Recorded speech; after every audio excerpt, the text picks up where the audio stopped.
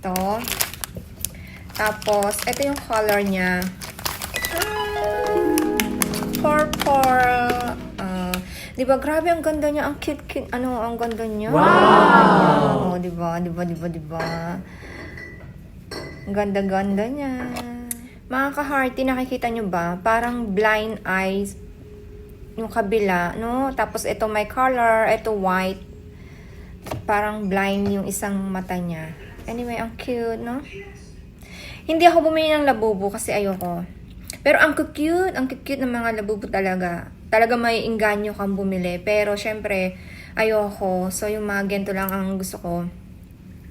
At saka, oo nga, cute nga yung labubo. Talagang mapapabili ka. May nakita nga akong as in talagang bumili sila ng labubo. Pero yung iba naman, yung mga ganito rin ang binili.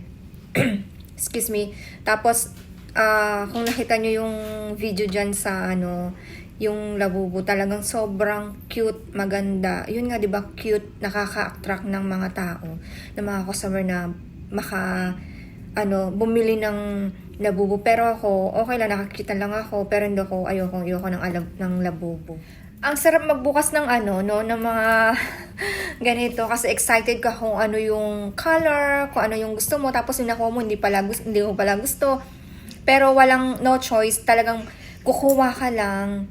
Kung ano yung na-pick mo, yun na yun. Hindi pwedeng isauli. Kung ano yung nakuha mo, hindi siya pwedeng isauli. Kasi kung ano yun, yung pinili mo, kung ano yung nasa loob, yun na yun.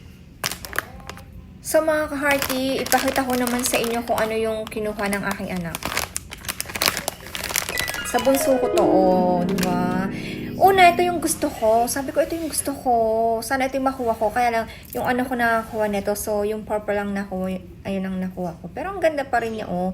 Ang ganda pa rin niya. Ang cute pa rin niya. Tapos, may isa pa.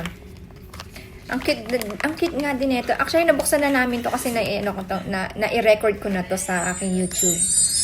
Oh, di ba? Ang cute, oh. Ang cute niya, oh. Umiiyak siya. So, maliit nga lang. Purple din. Ang cute. So, later, dadalo ulit kami ni Habi sa Pop Mart. Kukuha ko ng 5 pieces na Pop Mart. Yun, 5 pieces.